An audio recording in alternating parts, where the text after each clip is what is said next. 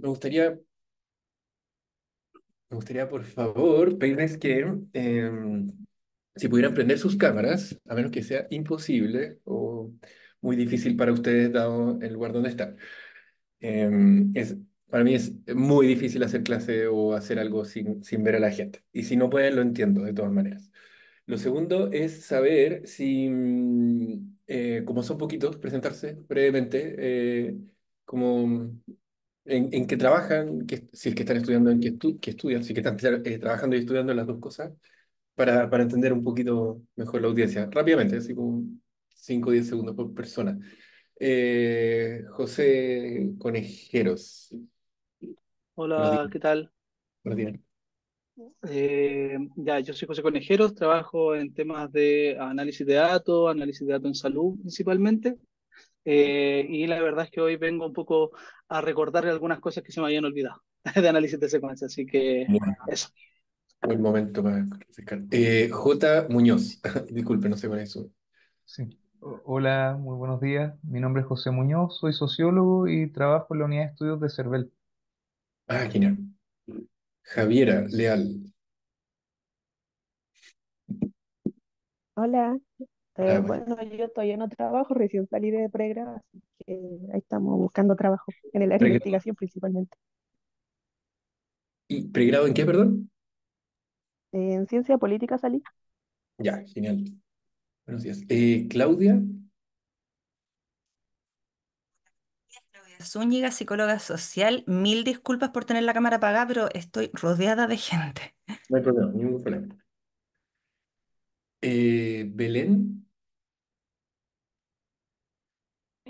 Bueno, yo aún soy de pregrado, pregrado en psicología, tercer año, pero me interesa mucho todo esto, entonces por eso en general me he metido como a todos los cursos de esta escuela de invierno. Genial. In- Súper inquieta intelectualmente, que bueno. Roxana.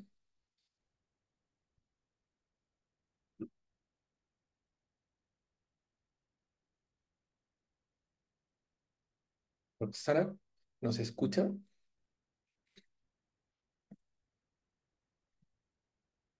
Parece que no nos escucha. Ya.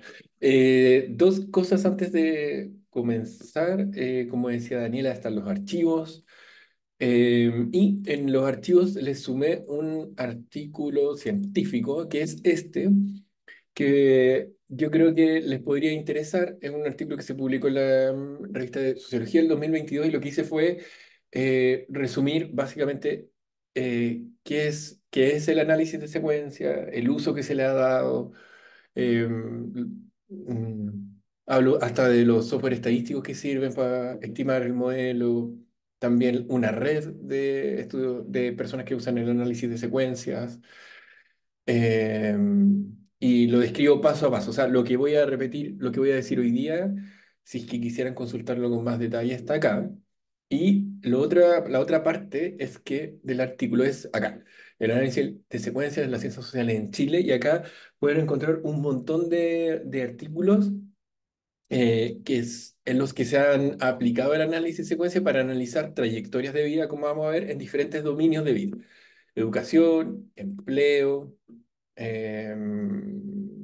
familia, jubilación, salud, empleo y familia, como en dos dominios simultáneamente, etcétera. Eso por una parte. Y por la otra, les comento que esta, esta introducción tiene por objetivo que ustedes, se está viendo la pantalla completa, ¿no es cierto? No el modo de presentador. Sí, se está viendo No, bien. el Está el modo, modo del presentador. modo de presentador. Ah, entonces voy a cambiar. A ver, Ahora sí. ahora sí que, ¿es que se ve en la Ahora pantalla? se ve la Una pantalla, presentación. la Pantalla pantalla completa. completa. Súper. Ya, pues entonces al final de esta presentación el objetivo es que ustedes como entiendan dos cosas. Primero, ¿qué hace esta técnica? Con algunas especificaciones respecto a los pasos para llegar a eso que hace la técnica, las especificaciones esenciales. Y por otra parte, mostrarles cómo se estima también introductoriamente, cómo se estima esto en R en particular. Em, Eso, voy a dar, si hay preguntas, preferiría que me las vayan haciendo de inmediato. Y yo soy malo para ir mirando las manos levantadas y todo eso. Entonces, si alguien tiene preguntas, como hable nomás, no hay problema. Eso. Entonces, el análisis de secuencias tiene dos grandes objetivos. Lo primero es crear eh, datos secuenciales, es decir, datos que refieran a estatus que los individuos enfrentan cronológicamente, es decir, a medida que avanza el tiempo a lo largo de sus vidas. Y esto podría parecer algo como relativamente obvio o sencillo de hacer. Y lo cierto es que gracias a los software estadísticos es muy sencillo, pero lo primero, de todas maneras, es crear objetos de secuencia, o sea, objetos secuenciales. Daniela, ¿tú vas a ir admitiendo a la gente o voy yo? Yo Tú los vas. admito. Ya, genial. Sí. Pues esos son los dos grandes objetivos. O sea, perdón, el primer gran objetivo es crear datos, ordenarnos los datos de manera secuencial. ¿Ya? Y disculpen, objetivo es tomar esos datos secuenciales y hacer básicamente tres cosas con ellos. Primero, compararlos. ¿Qué significa comparar? Es comparar toda una secuencia individual de datos de una persona con la secuencia individual de datos de otras personas. Eso significa comparar. Y en unas 4 o 5 diapositivas más, o tal vez menos, vamos a hablar de el costo de comparación, ¿ya? Es decir, la operación que uno realiza cuando compara dos secuencias individuales de datos uno calcula el costo de pasar de una secuencia individual a otra secuencia individual. Vamos a ver esto, como les decía, en un ratito más. Después, eh, categoriza esa comparación en una matriz de comparaciones, ¿ya? Entonces, una vez comparados las personas, las categoriza en una matriz de comparación. Y lo tercero que se hace es clasificar a las personas que son más similares entre sí en diferentes tipos de trayectoria. Es decir, las personas que han tenido que tienen secuencias individuales de datos similares, no idénticas, similares, las clasifica en tipos de trayectoria. Asimismo, las personas que tienen secuencias individuales de datos diferentes entre sí, lo que hace la técnica es separarlos, excluirlos. Es decir, que nunca queden clasificados juntos en un mismo tipo de trayectoria. Em, lo que hace concretamente el análisis de secuencias es eh, analizar em, estatus, es decir, roles, posiciones, em, em, estatus de las personas en diferentes dominios de vida de ellos. Por ejemplo, en educación, en política, en familia, en salud, ocupación. Uno puede, por ejemplo, analizar secuencias de rendimiento educativo, de transición de educación secundaria superior, puede analizar el comportamiento de voto de las personas, participación en más o menos acciones de protesta, puede seguir o analizar estatus de parentalidad, de relaciones maritales, de corresidencia, es decir, con quiénes viven las personas a través del tiempo. Puede estimar también, como vamos a mostrar en algunos ejemplos, estatus de funcionalidad física de las personas, sintomatología depresiva de las personas, así como analizar em, trayectorias laborales de formalidad laboral, de estrés laboral o cualquier cosa relacionada con ocupación. Em, lo, como definición más técnica de la técnica es esta variable que es una variable en términos concretos categórica, ¿ya? No es una variable numérica, entonces se trabaja no con variables numéricas, sino que con una variable categórica que va a ser llamada el alfabeto. La variable alfabeto, entonces, es una variable categórica que posee, que congrega los estatus que las personas tienen a través del tiempo. Hay una característica esencial de esta variable, que es que los valores que posee tienen que ser mutuamente excluyentes entre ellos, como buena variable categórica. Y eso puede parecer un poco obvio, pero es importante recordarlo. Es decir, una persona no puede estar en un estatus marital de divorciado y al mismo tiempo de soltero nunca casado, ¿sí? O no puede ser trabajador formal y al mismo tiempo ser estudiante universitario. Pese a que, pese a que uno, a menos que en el fondo uno construya una variable que admita esa combinación, ¿ya? O sea, pero si uno no crea ese estatus como combinado de dos o más roles o posiciones, la variable tiene que ser excluyente, tiene que poseer valores excluyentes entre sí. Em,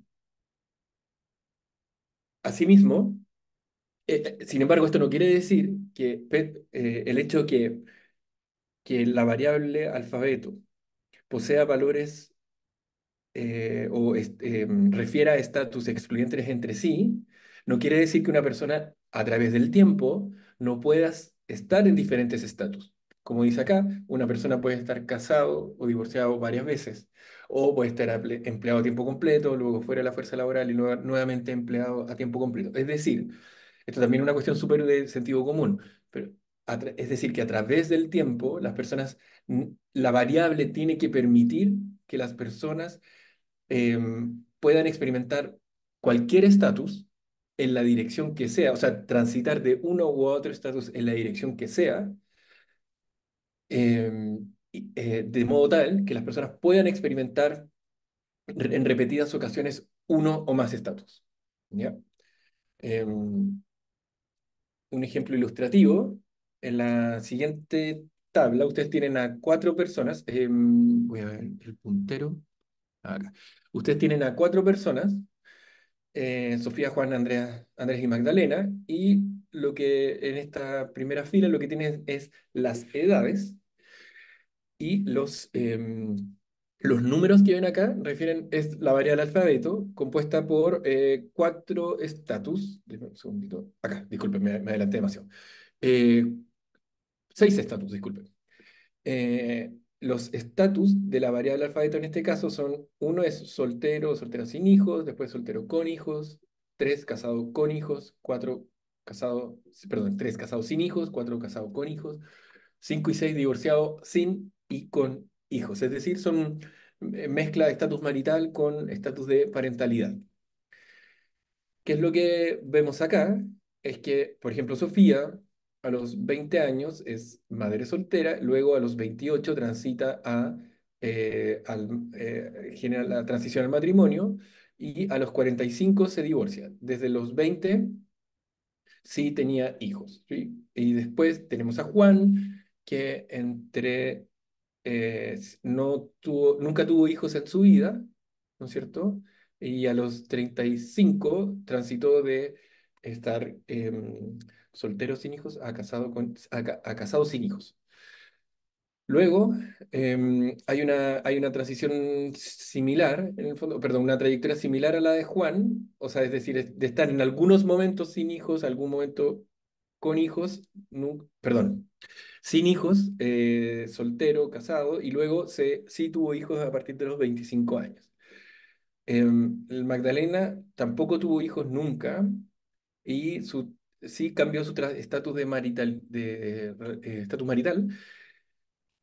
A los 39 años se casó, a los 43 se divorció y a los 48 se volvió a casar, siempre sin hijos. Estos son entonces esta es la típica estructura de datos. Y luego viene, una vez que ya hemos construido o ya tenemos los datos secuenciales, ¿no es cierto?, ordenados secuencialmente para cada uno de los individuos de nuestra muestra, en el dominio que estemos estudiando, Dominio me refiero a familia, trabajo, salud, educación, comportamiento político, etcétera. Lo que hace el análisis de secuencia es comparar cada una de las secuencias individuales de la muestra em, respecto a sus similitudes y diferencias. Em, ¿Qué es considerado una secuencia similar? O dos, perdón, dos secuencias similares. ¿A qué refieren en este análisis? A secuencias compuestas de estatus similares, vale decir, por ejemplo, en el caso anterior, de estatus de maritalidad y parentalidad similares. O sea, lo que experimentan las personas, el tipo de experiencias es similar. Ese es el primer punto que se considera para analizar similitud. Lo segundo es que son enfrentados en un orden similar, vale decir, primero las personas fueron solteras, después las personas fueron casadas, solteros sin hijos, casados sin hijos, y después las personas fueron casados con hijos. Ese orden de experiencias no es trivial. Sí es muy importante para considerar dos secuencias individuales como similares. Y el último punto relevante para estimar similitud entre uno y otra secuencia individual de datos es que si es que han habido transiciones entre un y otro estatus, el momento, la temporalidad en el que ha ocurrido esa transición también es similar. En otras palabras, si las personas transitaron de estar casados, perdón, solteros sin hijos a casados con hijos en torno a los 20 años, no es lo mismo que una persona que hizo esa misma transición, pero más bien a los 40 años. Es decir, sí importa el tipo de experiencias, el tipo de estatus que se enfrentan, el orden en el que se enfrentan, si es que hay transiciones, qué ocurre primero, qué ocurre después, y en caso de haber transiciones también, el momento en el que ocurren las transiciones a lo largo de la vida. Por ejemplo, en el caso de recién, Juan y Magdalena se parecen, primero porque experimentan el tipo de experiencia, el estatus uno y el 3 que es soltero sin hijos, casado sin hijos, ambos lo experimentan. También el orden en el que experimentan, primero experimentan el estatus uno y después el 3, ¿no es cierto? Este es la misma transición de acá, perdón, el mismo orden de la transición. Y asimismo experimentan en momentos similares de la vida esa transición. Juan a los 35, Magdalena a los 39, ¿sí? Es súper importante que ustedes entiendan que esto es similitud, como les decía antes, no es que sean idénticos las dos personas, son similares. Por otra parte, como les decía antes, lo que hace la técnica es que, por ejemplo, Juan y Magdalena podrían quedar clasificados en un tipo de trayectoria posteriormente, juntos, juntos, y por el contrario, Sofía y Andrés sería muy raro o es muy improbable que quede clasificado con Juan y Magdalena como con trayectorias familiares similares. ¿Ya? Esto de trayectoria o de tipo de trayectoria lo van a entender en unas diapositivas más, pero no hemos llegado todavía. Eh, Esta, el ejercicio de identificar similitudes y diferencias entre dos secuencias individuales es una operación técnica relativamente sencilla, que es el cálculo de la distancia. Cuando digo entre todos los pares posibles de secuencias individuales, me refiero a que, imagínense que ustedes tienen tomando el ejemplo de Juan, o sí, de Juan que trabaja con datos del CERVEL.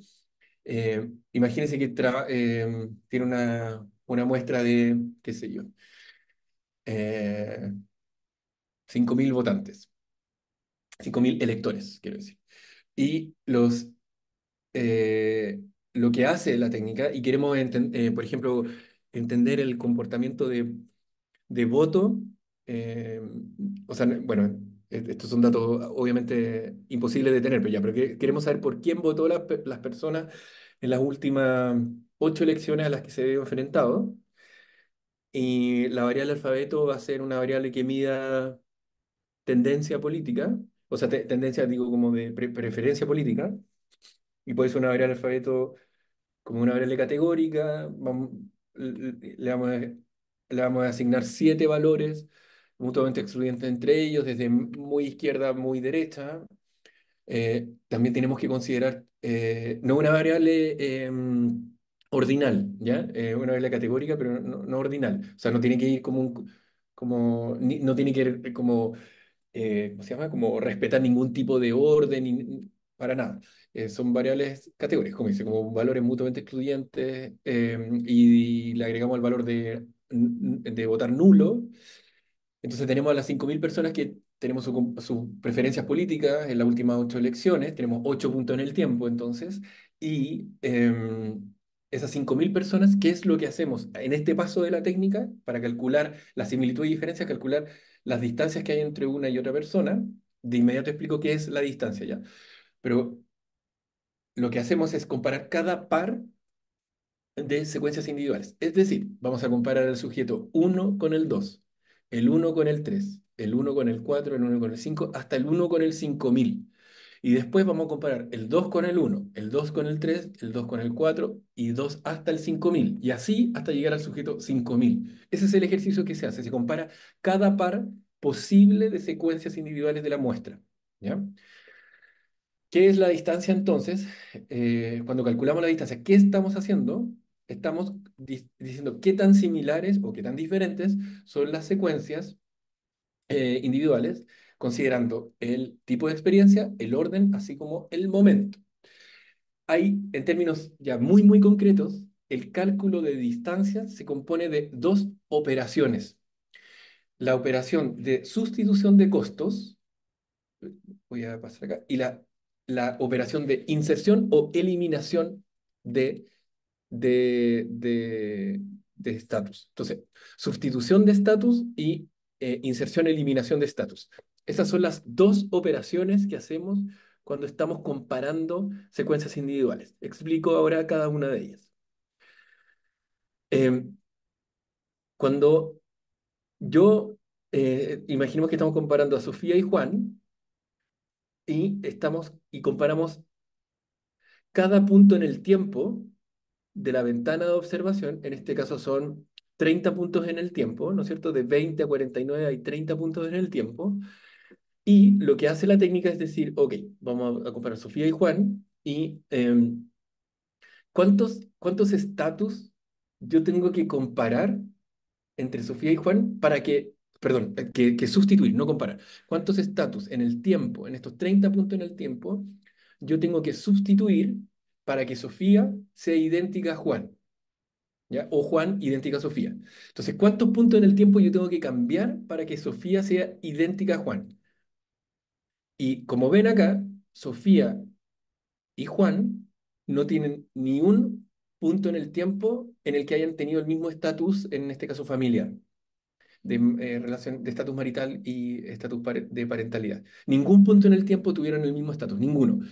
En otras palabras, yo tengo que, para que Sofía sea idéntica a Juan, yo tengo que sustituir el estatus 30 veces, 30 puntos en el tiempo. Para que Juan, imaginemos que ya avanzamos en las comparaciones individuales con otro sujeto de la muestra. Juan con Magdalena, ¿cuántas veces yo tengo que sustituir el estatus de la persona, de estas personas, para que sean idénticos entre ellos? ¿Cuántas sustituciones tengo que hacer? Y vemos que Juan, hasta este punto en el tiempo, es idéntico con Magdalena. No tengo que hacer ni una sustitución en el tiempo. En cada momento en el tiempo están iguales, ¿no es cierto? No tengo que hacer ni una sustitución porque son idénticas. Entre los 35 y los 38 años, Juan tiene eh, un estatus diferente al de Magdalena. Entonces, esto quiere decir que yo tengo que hacer 4 sustituciones. Hasta el momento, 4 sustituciones. Después, Juan y Magdalena tienen el mismo estatus por 3 años, por 4 años, disculpen, y entre los 43 y los 47, es decir, 5 puntos en el tiempo, Juan tiene el estatus 3, Magdalena tiene el estatus 5. Eso quiere decir que en estos 5 puntos en el tiempo, yo tengo que hacer otras 5 sustituciones para que Juan sea idéntico a Magdalena. De esto se trata de la comparación entonces de sustitución de costos. Como yo ya tenía cuatro puntos en el tiempo antes, se suman otros 5. Eso quiere decir que de los 30 puntos de observación entre los 20 y los 29 años, tengo que sustituir en 9 ocasiones o en 9 puntos en el tiempo em, el estatus para que Juan sea idéntico a Magdalena. ¿Ya? Entonces, solo para retomar esta idea de los costos, de la sustitución, es que mientras que Sofía y Juan había que hacer 30 sustituciones, entre Juan y Magdalena solo había que hacer 9. En otras palabras, Juan y Magdalena son mucho más similares que Juan y Sofía. ¿Ya? Por otra parte, hay otra operación que uno hace cuando está calculando las distancias entre secuencias individuales, vale decir, comparando las similitudes y diferencias, que es la inserción o eliminación. Y en este caso, lo que hacemos, el ejercicio que se hace es cuando faltan datos eh, por completar en una secuencia individual. Las razones por las que falten datos pueden ser muchas. Puede ser que, por ejemplo, Sofía y Juan, dado que tienen datos a partir de los 29 años, hayan entrado al estudio solo a partir de esa edad. Puede ser que hayan sujetos que se pierden, por ejemplo, Juan y Andrés. Uno podría decir que bueno, no, es que aquí en realidad vuelven a aparecer, pero uno podría decir que hay atrición, si es que estamos trabajando con muestras panel, ¿no es cierto? Muestras prospectivas, que personas que abandonan el estudio, personas que se cambian de casa, personas que se fallecen, en lo que sea. Hay muchos motivos por los cuales uno se enfrenta a secuencias individuales que no están balanceadas, como se dice en términos técnicos, que no están, que esto es una muestra balanceada, lo de arriba, esto es una muestra no balanceada. En el fondo, hay gente que hay algunos que están todo el tiempo, hay algunos que no, que es lo más común. Bueno, en caso de que falten datos, lo que hace la técnica es una operación de inserción o eliminación. Por ejemplo, entre los 20 y los 28 años, Juan y Andrés, ¿no es cierto? Juan no tiene datos, Andrés sí tiene datos. Es decir, para que Juan sea idéntico a Andrés, hay que insertar el estatus en todos todos estos momentos en el tiempo, ¿sí? Y para que Andrés sea idéntico a Juan, al menos en este punto, en esta ventana de tiempo, hay que eliminar todos estos datos, todos estos estatus, disculpen, en el tiempo. Para ser aún más claro, Juan debería agregar un estatus uno, otro aquí uno, aquí 3, 3, 3, 4, 4, 4. O sea, esos son los estatus que yo debería agregar o insertar para que Juan sea idéntico a Andrés. Eh, y acá, bueno, acá es el mismo ejercicio. Entonces, el cálculo de distancias, vamos a decir acá, voy a avanzar un poquito. El, como dice acá, el cálculo de distancias corresponde al valor total de todas las sustituciones y todas las inserciones y eliminaciones que yo tuve que hacer para que dos secuencias devinieran idénticas entre sí. Ignacio, una Entonces, pregunta, de perdón inmediato, por interrumpirte. de inmediato, le doy al tiro la palabra. Entonces, el, la distancia va a ser un número que va a resumir todas las modificaciones o cambios que yo tengo que hacer entre dos pares de secuencias para que sean idénticas entre ellas. Si hay muy pocos cambios que hacer entre dos secuencias individuales, ya sea por sustituir costos o por estatus, por sustituir estatus o por insertar o eliminar estatus, si son muy pocos las operaciones que yo tengo que hacer, la distancia va a ser menor. Si yo tengo que hacer muchos cambios para que dos secuencias sean idénticas entre ellas, la distancia va a ser mayor.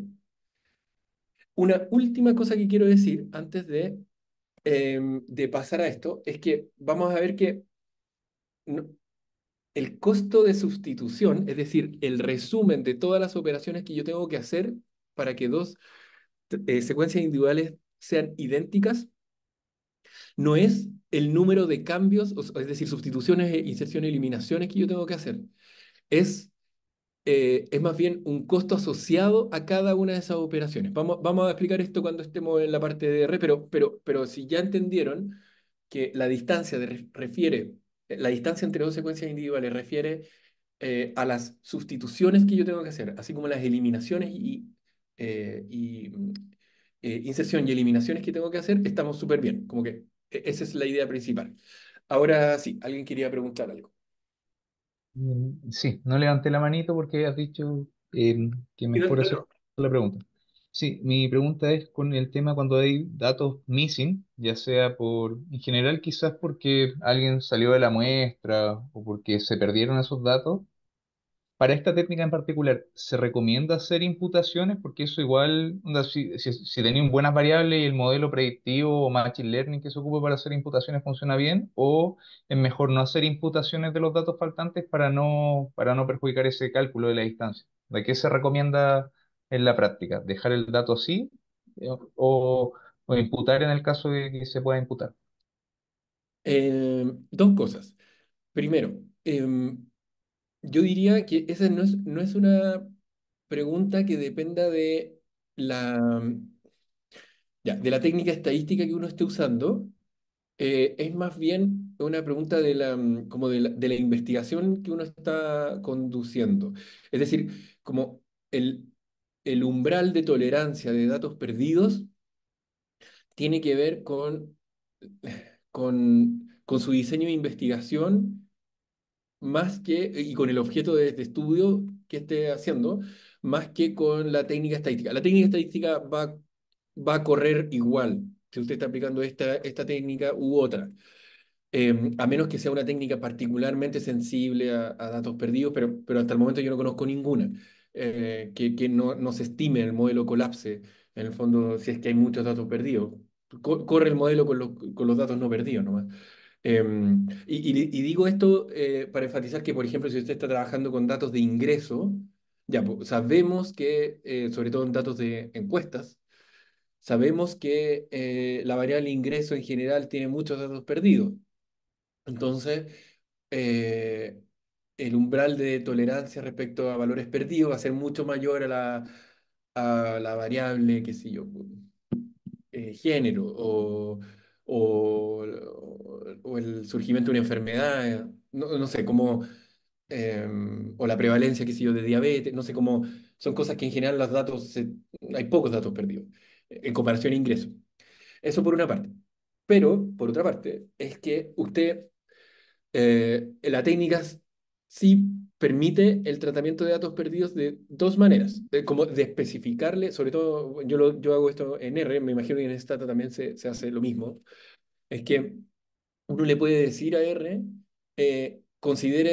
básicamente considere que hay datos perdidos en estas secuencias individuales, o uno también puede hacer algo más, que es menor ortodoxo, pero sirve, que es crear dentro de la variable alfabeto, es decir, esta variable categórica que reúne todos los estatus de interés, es crear un estatus adicional dentro de la variable, insisto, que sea perdido. Entonces, o sea, el ejercicio de cálculo de distancias también va a considerar el estatus perdido.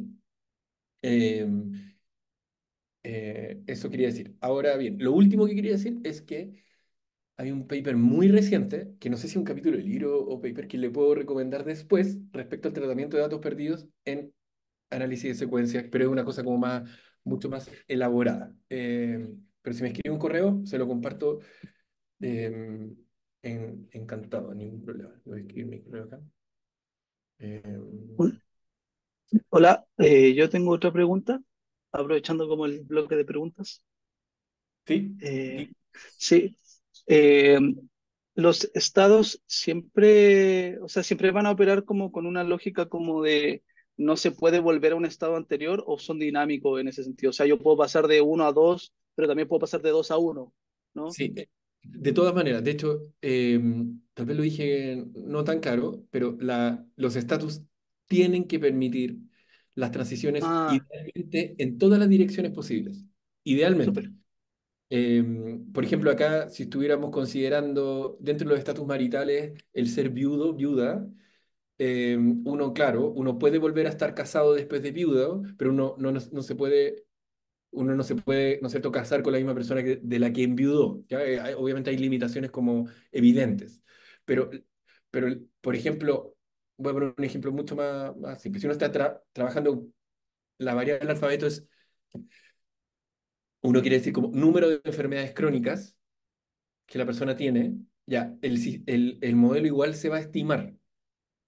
El problema es que uno no puede, a menos que sean eh, como enfermedades que uno realmente pueda superar para toda la vida, hay muchas enfermedades crónicas o de larga duración que no se terminan nunca. Entonces, la verdad es que uno no puede volver al estatus anterior. Pero ya, ¿no? Eso no es que el modelo no vaya a correr, es más bien que el principio teórico es que la variable alfabeto posee estatus que idealmente uno puede transitar sin ni una restricción entre uno y otro estatus. Eso.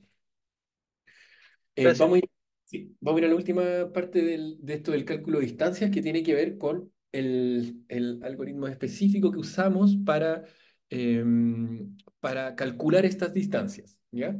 Y hay varios métodos que se ocupan para el cálculo, pero el que yo utilizo la mayor parte del tiempo y el que recomiendo usar es el de emparejamiento óptimo o en inglés optimal matching.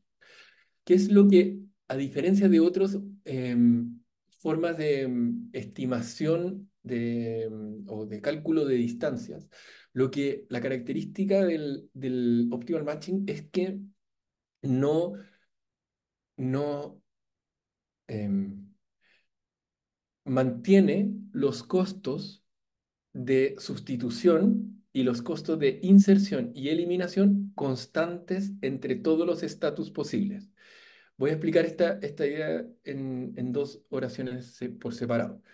El costo de sustitución se refiere al valor que ustedes le van a dar a cambiarse de cualquiera de unos, de sustituir, disculpe, cualquiera de estos estatus. Entonces, vamos a decir, por ejemplo, de cambiarse cualquier sustitución en estas trayectorias o estas secuencias individuales de estatus maritales y parentales, va a tener un costo teórico, así como porque sí nomás, de 2. ¿Ya? Va a costar 2 cada vez, va a tener un costo de 2 cada vez que haya que sustituir un valor entre una persona y otra. Eso quiere decir que, como yo les decía antes, entre Sofía y Juan había que hacer 30 sustituciones, ¿se acuerdan? Porque en ningún momento eran similares. Si yo le atribuyo un costo de 2 a cada sustitución, podría ser 5 o podría ser 10 o podría ser 1000. Pero yo le voy a decir, cada vez que haya que hacer una sustitución, yo voy a sumar 2. ¿Ya? Ese va a ser el costo. Si hubo que hacer 30 sustituciones, el costo total de sustitución va a ser 60. ¿Y se acuerdan que entre Juan y Magdalena había que hacer 9 sustituciones? Como yo le atribuí un costo de 2, le atribuí un costo teórico de 2 a cada sustitución, el costo entre Juan y Magdalena va a ser 18. ¿Ya? En otras palabras, la diferencia entre 60 es, perdón, el costo de sustitución entre Sofía y Juan va a ser de 60, mientras que el de Juan y Magdalena va a ser 18. ¿Ya? ¿Cómo funciona el método de emparejamiento óptimo o optimal matching analysis? Es que yo a cualquier transición o cualquier sustitución que yo tenga que hacer, cualquier sustitución que yo tenga que hacer, es decir, entre el estatus 2 y 1, que es soltero, soltero con hijos, soltero sin hijos, o entre casado con hijos, soltero sin hijos, o entre ya, puede ser que estoy confundiendo los estatus, ya, pero en el fondo, lo que quiero decir es que no importando el estatus que yo esté sustituyendo, yo siempre le voy a atribuir el mismo costo de sustitución. Lo voy a decir de nuevo. No importando los estatus que yo estoy comparando, es decir, que estoy sustituyendo, siempre el costo de sustituir uno por otro va a ser 2. Lo que hacen otras técnicas de emparejamiento, o sea, de comparación, es atribuirle un costo más elevado o menos elevado, un costo de sustitución, a ciertas transiciones que son más probables que ocurran o menos probables que ocurran. Es decir, por ejemplo, es mucho más probable que que Sofía y Juan, dado que están, esto es soltero sin hijos, esto es soltero con hijos, pasar de este estatus a es mucho más probable, es mucho más frecuente que pasar del estatus casado sin hijos perdón, soltero sin hijos, no, esto era casado sin hijos, el 3 a divorciado con hijos. Esa es una transición que es mucho más difícil que ocurra. Entonces, yo a esta sustitución, yo le voy a atribuir un costo menor que a esta sustitución. Si no entendieron como en concreto qué es lo que les acabo de explicar, no hay ningún problema.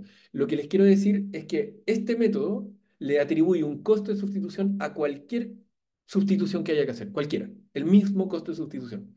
Hay otros métodos que le atribuyen a propósito de la probabilidad de que ocurra una u otra transición, por ejemplo, en términos políticos, que alguien vote en una votación por la izquierda, a una votación, en la siguiente votación por la derecha y la siguiente anule, son puras transiciones que son difícilmente que ocurran, es muy poco probable. Entonces, hay ciertos métodos de comparación de distancias que le dan cierto peso diferente a esas transiciones, a esas Eh, sustituciones.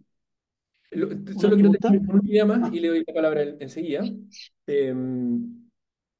Es que eh, lo mismo ocurre con la estimación de costo de inserción y eliminación. Es decir, por ejemplo, yo cada vez que haya que eliminar o cada vez que haya que agregar un valor, yo le voy a dar el mismo costo, no importando de qué valor o estatus yo esté hablando. Siempre va a tener el mismo costo. Y en general, cuando uno le ocupa el- el método de optimal matching, lo que en general se ocupa es que la sustitución, yo le doy el doble del valor de la inserción y eliminación. Es básicamente por una cuestión teórica de que eh, eh, no me voy a meter ahí, pero básicamente siempre se le da como un costo constante, tanto a la operación de sustitución como a la operación de eliminación e inserción, y, y en general es el doble. El costo de sustitución es el doble. Lo importante acá es que se mantengan constantes. Voy a terminar con una idea y le doy la palabra enseguida. Cuando tenemos una matriz de distancia, por sí sola no dice nada. O sea, vamos a tener una matriz en donde las filas, después en R lo vamos a ver, las filas y columnas van a ser los sujetos. las- Disculpe. No, perdón. No, se me quedó el micrófono. Disculpe. Ya, no hay problema. Las filas y columnas, eso va a ser la matriz, van a ser los individuos de la muestra, los 5.000 individuos de la muestra. Y lo que vamos a tener en las celdas, en donde se cruzan las columnas con las filas, es el costo total de la distancia. Es decir, cuántas es la suma de todas las sustituciones y eliminaciones que yo tuve que hacer. Es más precisamente el valor que le atribuí a cada una de las sustituciones y eliminaciones que tuve que hacer. Pero esa matriz por sí misma no nos dice nada. Entonces, voy a pasar un poquito rápido por acá. Lo que hacemos es hacer un análisis de clúster. En general, yo sí, sugiero aplicar un análisis de clúster o conglomerado jerárquico sobre esa matriz. ¿Y qué es lo que hace este análisis de clúster jerárquico? Es que me agrupa a las secuencias similares entre sí y excluye a las secuencias diferentes entre sí. Diferentes o similares en base a qué? A su costo de la distancia total, que resume nuevamente todas las sustituciones, todas las eliminaciones y inserciones que tuve que hacer. Para determinar, una vez hecho el análisis de clúster, cuál es el número más apropiado, y ahora sí vamos a integrar el concepto de tipos de trayectorias representativas de la muestra de estudio, nosotros usamos los análisis los indicadores estadísticos propios del análisis de clúster, como por ejemplo el Average Silhouette Weight, que es un análisis que va de, como dice acá, de 0 a 1, en donde 1 indica mayor nivel de robustez. Entonces, imagínense que tenemos la matriz de distancia, donde tenemos el costo, resumido, el costo de transformar una secuencia individual a otra secuencia individual. Aplicamos un análisis de clúster sobre esta matriz de distancia y lo que estamos haciendo ahora es decir, ok, ¿cuántos clústeres o tipos de trayectoria es un número adecuado para resumir la diversidad de trayectorias de las 5.000 personas que estamos estudiando? Bueno, en este caso son 7. Hay otros indicadores también para evaluar la robustez de soluciones de clúster y en la sintaxis en R, el script de R que les comparto está bien especificado cómo se estima. Ahora sí, alguien tenía una pregunta, creo. Sí, yo tengo un par de preguntas en realidad. Eh, Espero que no se me vaya ninguna. La primera, si entendí bien, entonces hay dos maneras de especificar, digamos, este costo. Está como esta idea quizás como de costo fijo, o sea, el mismo costo para todos, digamos, y está este costo que es básicamente ponderado por la probabilidad de, ¿no? Mi pregunta es si este costo que es el mismo para todos, ese número, digamos, sale de la teoría o hay un proceso donde se optimiza y se dice, mira, este es el mejor valor para el costo que hace verosímil los patrones que estamos mirando. Esa es una pregunta. No sé si hago la otra o espero que me Al respondan, tiempo, no sé. por favor. Sí, y la otra pregunta tiene que ver con qué tan robusto es este método con la especificación de la distancia. O sea, por ejemplo, en el análisis de clúster, igual varía en función si uno utiliza distintos tipos de distancia. Entonces, mi pregunta es cómo ese desafío metodológico también pasa a este plano, dado que estamos utilizando la misma estrategia. Yo creo que las dos preguntas están bien asociadas, así que voy a responder a las dos. Una de las razones por las cuales yo ocupo el emparejamiento óptimo, es decir, no le atribuyo ni un costo teórico mayor o inferior a ciertas transiciones, es precisamente porque es muy discrecional. No, a menos que tenga como evidencia científica que muestre que realmente hay una transición que no va a ocurrir nunca y otra que siempre va a ocurrir, que me parecería un poco, o sea, al menos muy cuestionable, sobre todo cuando estamos hablando de datos sociales. Mm. eh, no, mi invitación sería a no ocupar otros métodos de clasificación. Eso por una parte. Y lo otro, yo diría que lo más importante, es que lo que sí hay es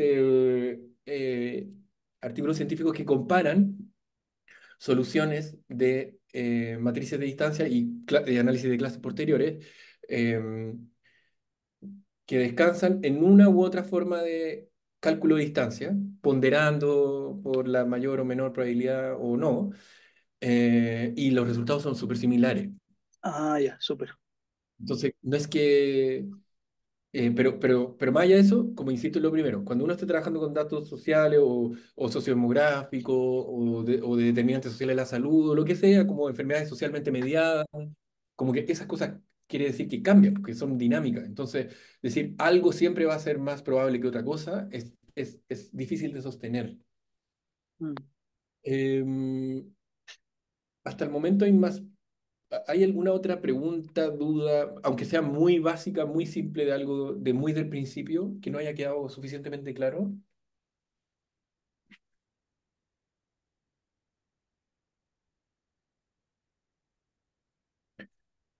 Eh, Eh, Perdón, sí, no me quiero acaparar el tema de las preguntas, por eso no había dicho nada, pero tenía una pregunta muy chiquitita. Respecto como a los patrones, como, porque al final lo que uno, si entiendo bien, lo que uno está tratando de capturar es como un patrón de cambio de estados, ¿no? Como que eso es lo que estamos tratando de capturar. ¿Y qué pasa con, por ejemplo, si a mí teóricamente me interesa conocer un patrón particular de tipos de estados? Que quizás no es como quizás el general, digamos, o no es como el caso más típico, pero a mí no sé, me interesa particularmente el patrón de las mujeres que pasan de solteras a casadas y después viudas, por ejemplo. Y ese patrón no es muy común en mi análisis de secuencia. ¿Se puede hacer como algo de ese estilo, como para buscar yo los patrones en vez de que los patrones aparezcan, digamos, con los datos? Me imagino que sí, pero, pero eso me da pie para decir que una de las características de esta técnica es como su impronta, o decirlo así, como, no, no impronta, su expectativa altamente exploratoria. ¿Qué quiere decir? Ah, ok. Como de identificar lo que existe. De hecho, esto tiene un nombre, como de minería de datos, en el fondo, como de que los datos hablen por sí mismos y identificar exploratoriamente cuáles son los patrones más representativos de la muestra de estudio, o de la, bueno, más bien de la población de la cual yo estoy haciendo inferencias a partir de mi muestra. Pero ese es el objetivo. Ahora bien, por ejemplo, acá, lo que estoy mostrando ahora en la pantalla, al parecer 8 9 puede ser una, entre todos estos índices, hay uno que el SHC, entre más inferior es mejor, y todo lo otro entre mayor es mejor. Entonces, si uno hace como una comparación de todos los índices, uno podría decir entre 8 y 9 da lo mismo lo que estemos analizando acá, si es política, familia, lo que sea. 8 y 9 son un número apropiado. em, para representar la diversidad de patrones. Si en esos 8 o 9 patrones aparece uno muy marginal o como un muy bajo, que representa muy poco porcentaje de la muestra, y por ejemplo es algo como lo que usted está diciendo ahora, eso no, como que lo importante es que la solución lo haya mostrado como un patrón representativo. Mm, Más que uno diga, no, yo como este patrón, pese a que no está en la solución, por ejemplo, aparece ese patrón que usted está diciendo cuando uno estima 12. Pero ese claro. resulta ser una solución de clase súper poco óptima o súper poco como robusta comparado con otras. Entonces, no, pues ahí habría un problema. Lo siguiente que quiero hacer un poco bien rápido es mostrarle algunos ejemplos de artículos científicos. Lo voy a hacer bien rápido para mostrarle en qué hemos ocupado el análisis de secuencia con datos chilenos y datos también extranjeros. Diferentes dominios. Entonces, por ejemplo, acá en un artículo del 2019 reconstruimos historias laborales y lo que les quiero mostrar acá, más que el gráfico, que entiendan muy bien en qué se consisten todas estas trayectorias, lo que quiero explicar son dos cosas. Primero, esta, lo que ven a la derecha, es la variable alfabeto que ocupamos para reconstruir, ¿qué cosa? Trayectorias laborales entre los 30 y los 60 años en Chile, entre personas que tenían 30 años a inicio de los 80, entre el 80 y el 84 por ahí, en el 1980 a 1984. Entonces, esto es una variable que, como pueden ver acá, eh, tiene 9 estatus mutuamente excluyentes entre ellos. Y, por ejemplo, aquí el primer estatus es empleado a tiempo completo que contribuye a un fondo de pensión. Esto se los comento solo porque pueden combinar, en un solo estatus, pueden combinar diferentes características. ¿Sí? Aquí en el fondo hay tres variables. Si es empleado o autoempleado, si es a tiempo completo o a tiempo parcial, y si contribuye o no contribuye a un fondo de pensión. Pero los combinamos y creamos una sola variable. Entonces, esta es la variable alfabeto, que es una variable categórica que con valores mutuamente excluyentes entre ellos. Y acá lo que tienen son estos 7 rectángulos son 7 tipos de trayectorias. ¿Cómo llegamos a estos 7 tipos de trayectorias? Eran 3.612 personas, las que estudiamos en este estudio. Estas 3.612 personas analizamos 30 años, en realidad eran 30 por 12 porque teníamos datos mensuales, estos son datos del módulo de historias laborales de la encuesta de protección social. Entonces 30 por 12 es harto. Entonces tenemos hartos puntos de observación y las 3.612 secuencias individuales, lo que hace este análisis es comparar, eh, ay, eh, Daniela, ¿puedes admitir a Francisca que se conectó? Ya, tenemos a las 3.600 personas y comparamos al uno con el 2, al uno con el 3, al uno con el 3.612 y así sucesivamente. ¿Qué comparamos? Eh, o sea, la distancia. ¿Qué hicimos? Calcular la distancia. ¿Y qué hacemos en el cálculo de distancia? Ver todas las sustituciones que hubo que hacer y todas las inserciones y eliminaciones que hubo que hacer para que dos secuencias devengan idénticas entre sí. Entonces, en este primer tipo de trayectoria, ¿qué tenemos? Personas que fueron muy similares entre sí, es decir, que hubo que hacer muy pocas sustituciones y muy pocas eliminaciones e inserciones. ¿Por qué? Porque la mayoría del tiempo estuvieron en este color rojo, que era empleado a tiempo completo contribuyendo. Por el contrario, el segundo tipo, ¿por qué se clasificaron las personas en esa trayectoria? No porque eran idénticas entre sí necesariamente, sino porque la mayoría del tiempo, ¿qué ocurrió? Estuvieron fuera del mercado laboral. ¿Sí? Por eso le pusimos a este título fuera del mercado laboral. Pero también hemos, Daniela, ¿puedes admitir a... Es que estoy como estoy con el puntero, no puedo admitirlos. Rosemary se llama. En este otro artículo, lo que hicimos con estos colegas fue analizar trayectorias de qué? De limitaciones funcionales. Entonces, hay cuatro cohortes, cuatro muestras por separados. La variable del alfabeto es el estatus de dependencia, vamos a decirlo así, que va de no tener ni una limitación funcional a tener altas limitaciones funcionales. Además, agregamos el estatus de fallecido, eso básicamente es para incrementar un poquito la muestra y también por razones teóricas era bien interesante ver cuál era el estatus de funcionalidad física antes de que fallecieran las personas. Y lo analizamos por 5 puntos en el tiempo. Estos son con las observaciones panel de la encuesta de protección social. Y de nuevo, en cada una de estas trayectorias, lo que hicimos fue comparar, no como antes en miles de observaciones, sino solamente en 5 observaciones. Ok, ¿cuántas sustituciones en cada una de estas muestras por separado, fueron como cálculos por separado? En la figura los pusimos todos juntos, pero fueron cálculos por separado.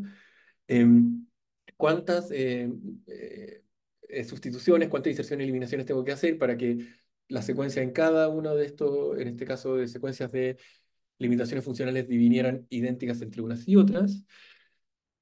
Para que sean idénticas y bueno, el resultado fue este. Y algo que no dije en la diapositiva anterior es que, por ejemplo, en esta muestra, en la corte 1, esperen, dame un segundo. Eh, no, dame un segundito. Ya, voy a seguir con el láser. En esta muestra, ¿qué es lo que vimos? Vimos 5 personas, o sea, perdón, 5 personas, 5 tipos de trayectorias. ¿Y por qué en la muestra, en el primer grupo habían 5 trayectorias y en esta muestra habían 3, 6, 8 trayectorias? Es porque en el cálculo del análisis de clúster, eh, para esta cohorte, 5 era la solución más óptima de tipo de trayectorias que resumía la diversidad de trayectorias de limitaciones funcionales, mientras que en esta otra muestra eran 8, no 5. Hay otra técnica que se llama análisis multicanal de secuencias que básicamente, a diferencia del análisis de secuencias, eh, que analiza secuencias individuales en un solo dominio a la vez, por ejemplo, lo laboral, lo político, lo familiar, lo que permite el análisis multicanal es analizar trayectorias en dos o más dominios a la vez. Entonces, lo que hicimos nosotros en este artículo es analizar, por ejemplo, trayectorias laborales y familiares al mismo tiempo. Solo céntrense en la explicación más que en la descripción de la figura. Aquí está la variable alfabeto de las trayectorias laborales, aquí está la variable alfabeto de las trayectorias familiares. Para que una persona quede clasificada en un tipo de trayectoria, ¿sí? En este caso son 8 trayectorias, ¿no es cierto? Cuatro, sí.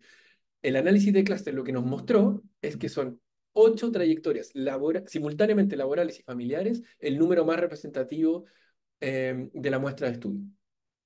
Y para que una persona esté clasificada en este tipo de trayectoria laboral y familiar, tuvo que haber tenido este patrón laboral, que es marcado por el salir del mercado laboral en etapas tempranas de la vida, em, y simultáneamente tener esta trayectoria familiar, que está marcada por por matrimonio y número como grande de hijos de etapas tempranas de vida, básicamente coincidentemente al mismo tiempo. Entonces, el análisis multicanal lo que me permite hacer es reconstruir trayectorias, tipos de trayectorias representativas en dos o más dominios a la vez. Para ello, el cálculo de distancias no se hace en un solo dominio, sino en dos dominios. Es decir, personas similares en los dos dominios al mismo, dos o más, dos dominios al mismo tiempo, quedan clasificados en tipos de trayectoria, en un mismo tipo de trayectoria. Por ejemplo, solo para decirlo, fíjense acá, en las primeras tres trayectorias, el color rojo, el diferente tamaño de los tipos, en este caso es por la diferente porcentaje o proporción en la muestra de estudio, ¿ya? Pero fíjense, no, mejor en estos dos, que son más grandes. Estos dos tipos de trayectorias, este y este, en términos laborales son idénticos. Están marcados por una presencia en el mercado laboral persistente en empleo full time. ¿Qué es lo que se distinguen? Es decir, en qué parte del análisis de cálculo de distancias las personas se separaron, se excluyeron entre sí en lo familiar. En este caso, son personas que se casaron más o menos tempranamente, o tal vez un poquito más tardíamente en el tiempo, pero tuvieron solo un hijo, mientras que este patrón está caracterizado por matrimonio en edades un poco más tempranas, ligeramente más tempranas, pero la diferencia principal es de parentalidad, de tener dos o más hijos. Hay otro artículo que publicamos con una colega del Instituto de Sociología, Tania Cabello Hat, en que lo que hicimos fue comparar eh, trayectorias, reconstruir con análisis multicanal trayectorias laborales y de corresidencia, es decir, con quiénes vivieron las personas a través del tiempo.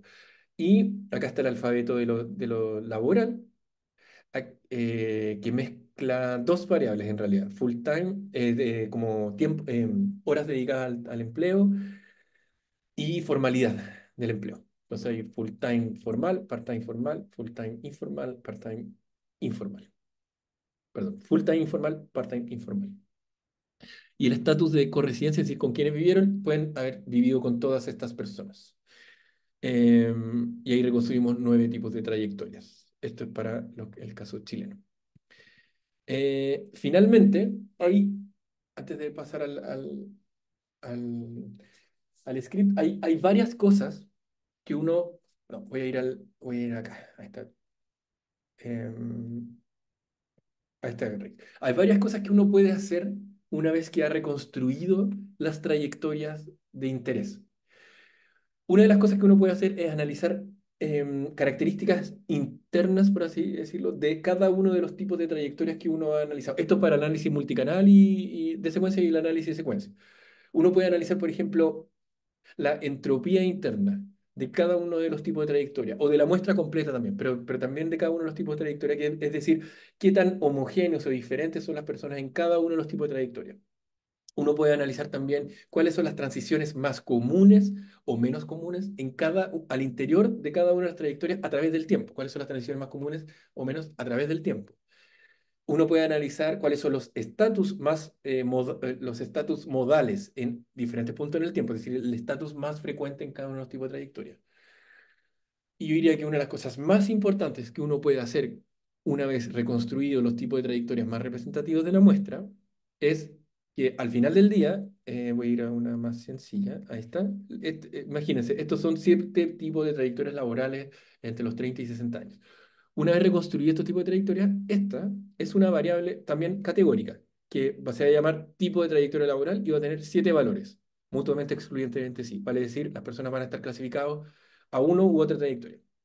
Y si es una variable categórica, nosotros podemos usarla, como cualquier otra variable, como una variable dependiente en un modelo de regresión, en el que estimamos qué hace que las personas, o qué factores hace que las personas sean más susceptibles de seguir una trayectoria u otra, que pueden ser variables que vienen de antes del periodo de observación o también durante el periodo de observación. Eso se vuelve un poquito más complejo, pero uno podría querer decir, por ejemplo, acá, o querer estimar cómo el nivel de pobreza en la infancia, los patrones de riesgo para la salud de los padres o tutores con los que uno se crió, el nivel de ingreso del hogar ante los 15 años, o lo que quieran, estimar cómo esas características sociodemográficas afectan que las personas que sea más probable que sigan una u otra trayectoria. O por el contrario, dado que esta tipología de trayectoria va a ser una variable categórica, ustedes lo pueden integrar como un predictor de cosas que idealmente ocurren una vez que ha finalizado el periodo de observación. Y eso es lo que hemos hecho harto nosotros.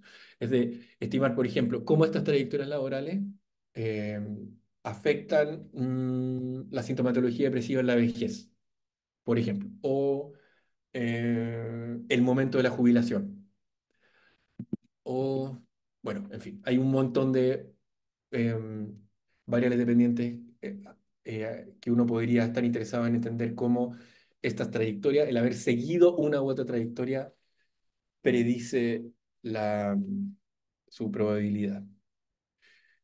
Quisiera pasar rápidamente los minutos que nos quedan. No voy a terminar a las 12:50, voy a terminar a las 1. Quisiera pasar ahora a, ustedes tienen, ahora se está viendo el R, ¿no? Ay, Daniela, ¿estás por ahí? ¿O alguien me podría decir si se está viendo el Sí, R? se ve el R. Sí, Ya, ¿y se ve muy chica la pantalla o grande? ¿O ¿está se ve bien? bien? ¿Sí? Sí. Ya, ok. Entonces lo que estoy haciendo acá, les preparé un script muy sencillo. Ay, eso se me olvidó. Denme un segundito.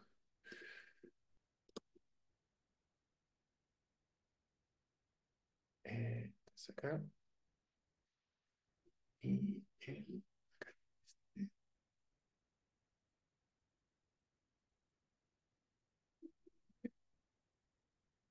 10 segundos más. Eh, lo que estoy haciendo ahora es pegarles en el Drive que ustedes tienen acceso un paper que se trató sobre medición de estimación de trayectorias laborales y de sintomatología depresiva en personas mayores en Chile, para lo cual se usó la base de datos el SOC. Eh, es una de las cosas que se pueden hacer con el SOC dentro de las múltiples de seguimiento. Y esto es una base de datos, ustedes tienen tanto el script como la base de datos, que está como súper limpia, es la base que yo trabajé en el fondo para el artículo científico. Así como lo que yo eh, trabajé, perdón, y la manera en que trabajé las variables. Esto de acá en realidad hice un script súper como intuitivo, en el fondo voy describiendo paso por paso qué es lo que hago, como revisión de algunas variables. Solo les voy a decir que el estatus laboral tiene... un segundo. Eh, no me voy a ir ahí. El estatus laboral tiene, el alfabeto tiene, va a tener estas variables, son tres: trabajo pagado, jubilado o fuera del mercado laboral, y el estatus de sintomatología depresiva basado en esta escala, el PHQ-9, que viene de Patient Health Questionnaire 9, tiene estos cinco, perdón, valores. Sin sintomatología depresiva leve, moderada, moderadamente severa y severa. Y lo que estoy haciendo acá es básicamente especificar algunos objetos en R, como por ejemplo, hay una que va a llevar las etiquetas laborales, más abajo voy a la de sintomatología depresiva. Porque lo que hago primero es estimar trayectorias laborales en este script, trayectorias laborales y trayectorias de sintomatología depresiva por separado primero, y después lo que hago es estimar juntos, simultáneamente, es decir, con análisis de multicanal. Aquí lo que hago es también darle algunas etiquetas. Voy creando objetos básicamente para estimar el modelo. Aquí le agrego como colores a los diferentes. Esto es siempre estatus laboral. Aquí lo que hago es el secdef, es el comando eh, para que se usa para definir el objeto de secuencias, que es el primer objetivo que yo les presenté en la primera diapositiva, que es crear objetos de secuencias, de datos secuenciales. Este va a ser ¿cómo se llama? El objeto que va a tener esto. Los argumentos de este comando básicamente es la base de datos, las variables que yo estoy observando para medir trayectorias laborales, que son 4 puntos en el tiempo, entre 2016 y 2019. Las etiquetas, me estoy especificando que son estas de acá. Después el siguiente argumento son los estatus, que son estos, que yo ya lo especifiqué en este objeto.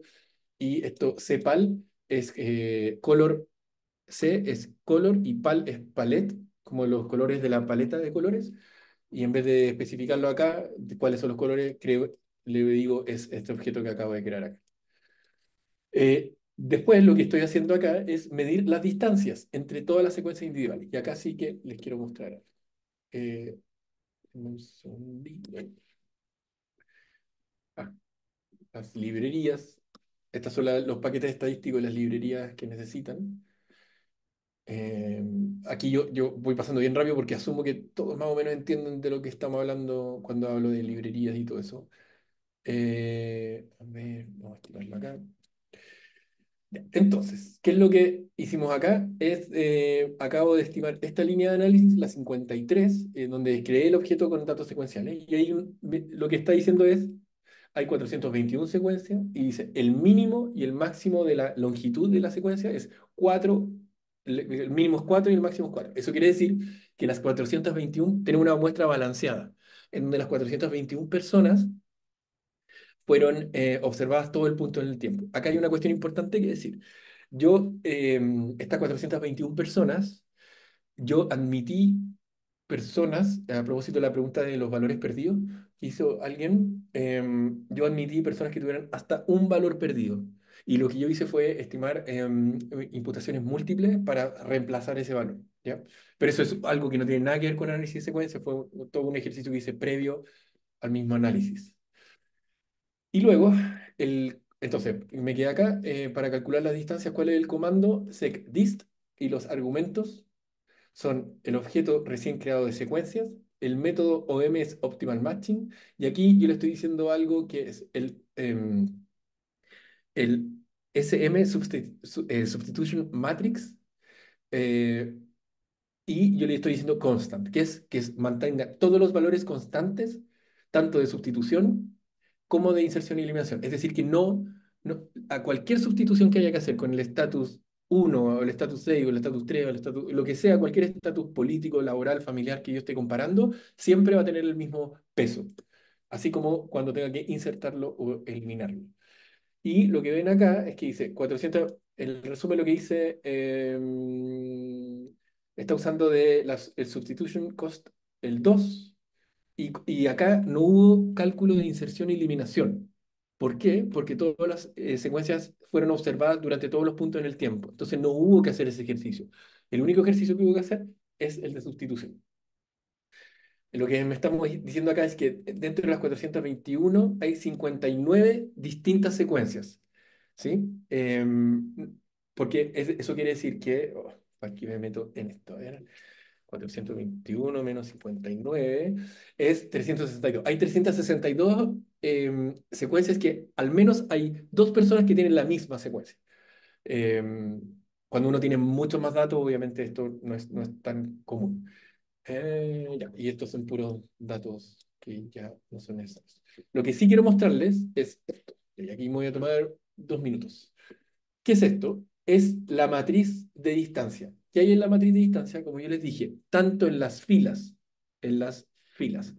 como en las columnas, tenemos a los sujetos de la muestra de estudio.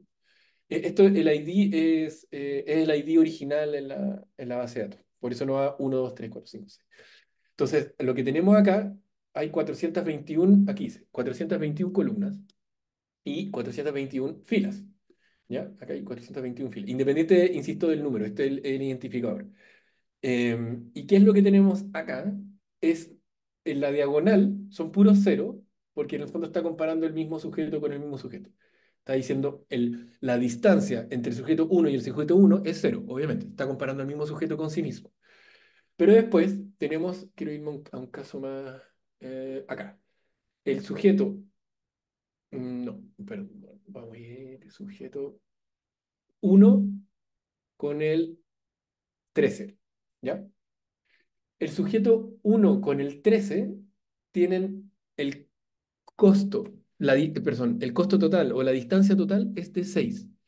Eso quiere decir que si yo atribuí un costo a cada sustitución de 2, eso quiere decir que si hubo un costo de 6, es que hubo que hacer 3 sustituciones para que el sujeto uno fuera igual al 13. Y eso podemos verlo sencillamente acá.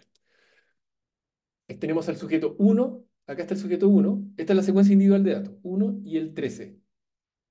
Entonces, vemos que el sujeto 1, en el primer momento en el tiempo, el 2016, esto es 2016, 17, 18, 19, el sujeto, el primer momento en el tiempo, efectivamente, no tenía el mismo estatus. Entonces, para que un sujeto sea idéntico al otro, hay que sustituirlo, ese valor, ese estatus. En este caso, no hubo que sustituir nada, acá sí, y acá también. Entonces, hubo que hacer tres sustituciones. Y como yo le atribuyo un costo teórico de 2 a cada sustitución, en la matriz lo que aparece es 6. Y lo que yo voy a hacer ahora es un análisis de clúster sobre esta trayectoria, perdón, sobre esta matriz de distancia, que me va a agrupar en tipos representativos de la muestra a aquellas trayectorias que tienen menos distancias entre sí y va a excluir o va a clasificar en tipos de trayectorias diferentes aquellos los que hay más distancia. Por ejemplo, el sujeto 1 con el 3 no van a quedar en el mismo tipo de trayectoria posteriormente. Em, entonces, voy a ir un poquito más rápido acá, ¿no? Ya hice esto. Aquí le explico muy bien cómo estamos construir tipo de trayectoria con análisis clúster de Word. Ese es el análisis clúster jerárquico. Aquí lo único que estamos haciendo es estimar los indicadores de análisis de clase para escoger. Aquí les pongo con puntajes em, estandarizados, básicamente para que tomen una decisión de cuál, y yo, bueno, a partir de esto está todo en el artículo explicado en todo caso, yo escojo perdón, no tres, siete tipos de trayectoria, y lo que hago entre la línea 69 y la 74 es estimar ca- los tipos de trayectorias de los 421 personas. Entonces tenemos un patrón que muestra, acá está la variable alfabeto, personas que se mantuvieron trabajando todo el tiempo, personas que transitaron desde fuera del mercado laboral hacia adentro, personas que ven acá, un patrón que tuvo actividad laboral pero fue transitando lentamente hacia afuera, personas que tuvieron una transición más marcada de mantenerse trabajando hasta el final, o en la última observación, retirarse del mercado laboral, personas que no estuvieron empleadas durante todo el tiempo. Aquí les enseño como a crear la variable y a juntarlo con la base de datos original. Después, aquí voy a pasar más rapidito, hago lo mismo por separado, en análisis de secuencia por separado, eh, pero con la sintomatología depresiva. Y acá, una vez más, después calculo las distancias, hago el análisis de clúster, tomo la decisión más adecuada de cuántos clústeres son o cuántos tipos de trayectorias son un número óptimo para representar la diversidad de trayectorias de sintomatología depresiva, y llego a la conclusión de 7 también acá. Y nuevamente tenemos patrones diferenciados. Acá, un detalle, estos se llaman plots o gráficos de cronogramas, en donde vemos, por así decirlo, el patrón agregado de las personas clasificadas en cada uno de los tipos de trayectoria. Pero el siguiente, que es el de la línea 113, se llama análisis de secuencias individuales. Y lo que vemos acá, en vez de tener un patrón agregado, vemos cada línea acá de personas, perdón, cada línea del gráfico es una persona. Eh, entonces, si acá hubo 114 personas clasificadas en este tipo de trayectoria en el 3, hay 114 líneas acá. Por supuesto, no se ve la 114. ¿Y por qué eso es interesante? Porque, por ejemplo, eh, este es el gráfico anterior. Fíjense en este tipo de trayectoria. ¿Por qué? O sea, aquí es difícil interpretar como cuál es el patrón de esta persona. Parece ser que las personas se mantuvieron más o menos en proporciones más o menos estables durante el tiempo en los diferentes estatus de sintomatología depresiva. Pero si uno va al otro gráfico, lo que ve, y de hecho de esa manera lo categorizamos en el artículo científico, es que la característica de este tipo de trayectoria es que es errática en términos de sintomatología depresiva. Pese a que al final hay una mayor proporción de gente que está mejor, que reduce su sintomatología depresiva, y uno lo tiene que destacar en la descripción, por supuesto, lo cierto es que antes no es una trayectoria necesariamente de mejor a peor, perdón, al revés, de peor o de mayor sintomatología a menor sintomatología depresiva, sino más bien que lo que identifica este patrón es lo errático. Es decir, pasan de a veces están mejor, a veces están peor, que lo distingue de los otros patrones que están o siempre mejor o transitan de peor a mejor o de mejor a peor, ¿sí? Esa es una de las como puntos a favor de este tipo de este tipo de gráficos. Y lo último que les dejo acá es análisis de secuencias laborales y de síntomas de depresión, juntos. ¿Qué es lo que cambia? Por ejemplo, la especificación acá el cálculo de distancias. Fíjense, acá se llama, acá, en la línea 98 dice secdist para calcular la distancia en el análisis de secuencia. Y secdist MC, es decir, multichannel, es que es para análisis multicanal. Y acá lo que nos pide agregar son los canales, es decir, los dominios. Y aquí estoy especificando tanto el de secuencias laborales como el de secuencias de sintomatología depresiva. Fíjense que está acá. Lo que se destaca es esto. En el fondo, los, los dos canales o dominios son los dos objetos de secuencias individuales que yo creé al principio de cada uno de los análisis.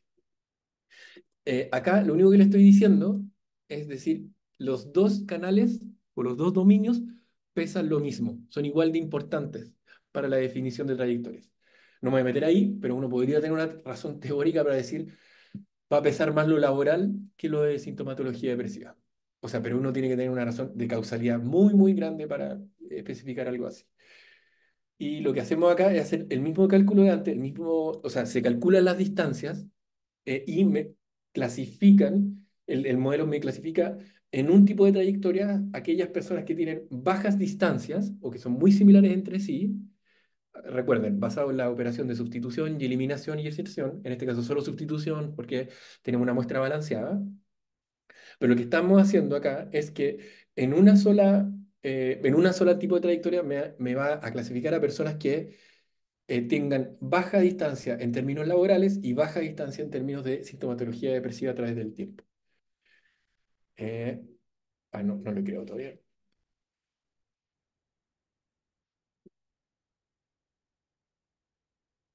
Ya, y acá, claro, fueron 6. La solución escogida fue 6. Y lo que les voy a mostrar.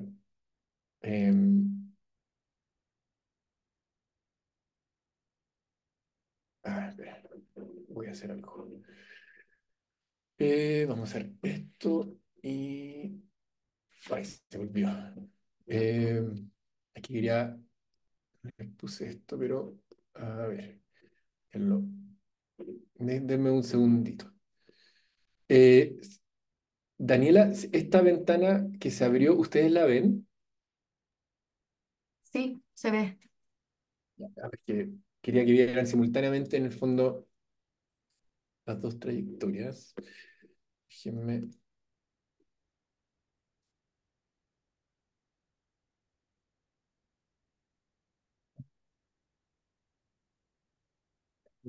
Un segundito. Ujú. Sintomatología depresiva.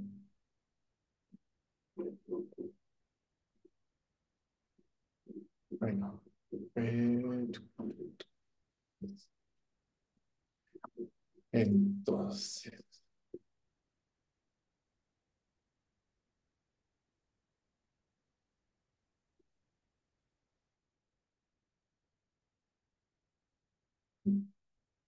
Ahora sí, ya. Y voy a compartir. eh, ya voy a compartir la pantalla completa. Ya. Daniela, ¿se ve bien los dos gráficos acá? Sí, se ¿Sale ven todo? bien. Ya, entonces, esto es lo que resultó después del análisis de multicanal. En el fondo, la trayectoria uno esto es trayectoria laboral, acá a la izquierda, trayectoria de sintomatología depresiva a la derecha. Esto quiere decir que, por ejemplo, el tipo uno y 2 se parecen bastante, ¿no es cierto?, en términos laborales, pero simultáneamente el tipo uno tuvo esta trayectoria de sintomatología depresiva, mientras que el tipo 2 tuvo esta trayectoria de sintomatología depresiva. En otras palabras, para terminar, las personas quedaron clasificadas porque tuvieron distancias se tuvieron, ¿por qué personas quedaron clasificadas, algunos en el tipo 1 y el tipo 2, pese a tener muy bajas distancias en términos de sus secuencias individuales en términos laborales?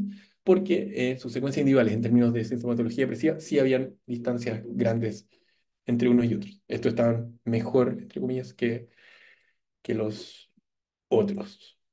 Siempre les enseño a crear el objeto con la variable que reúne las trayectorias reconstruidas y también a juntarlo con la base inicial y a estimarlo en la base, también cómo sacar una prevalencia en este caso, los 6 tipos de trayectorias laborales y de sintomatología depresiva. Y recuerden, una vez que tienen la variable de las trayectorias, puede ser de secuencia en un solo dominio o en más de un dominio, esa variable, por ejemplo, esta, que tiene las 7 trayectorias laborales, em,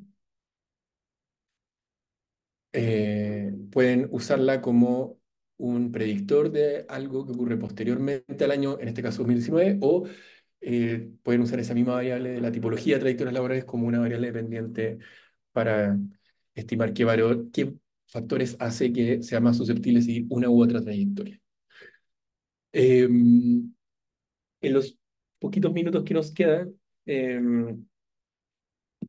espero que en esta pincelada de información sobre el análisis de secuencia hayan entendido más o menos con qué tipo de variables se trabaja, cuál es el propósito, qué es lo que se puede hacer, así muy inicialmente. Si alguien está interesado o interesada en saber un poquito más, más allá del artículo, por ejemplo, que les compartí, del artículo de análisis secuencia o de lo otro, me puede escribir el correo, se lo voy a dejar acá, por si acaso. Em, Ningún problema en resolver más dudas, preguntas, si es que las hay. Eso, Muchas gracias, Ignacio. Gracias. Eh, Está el correo en el chat por si alguien lo quiere guardar. Y bueno, le agradezco a todas y todos por estar presentes en el curso. Ignacio, también muchas gracias por haberlo realizado nuevamente. Muchas gracias a todos por participar. Queda la última sesión de la tarde, así que nos vemos con quienes tomen la de la tarde también. Chao, chao. un gusto, chao. Chao, muchas gracias, que Chao, estén muchas bien. gracias.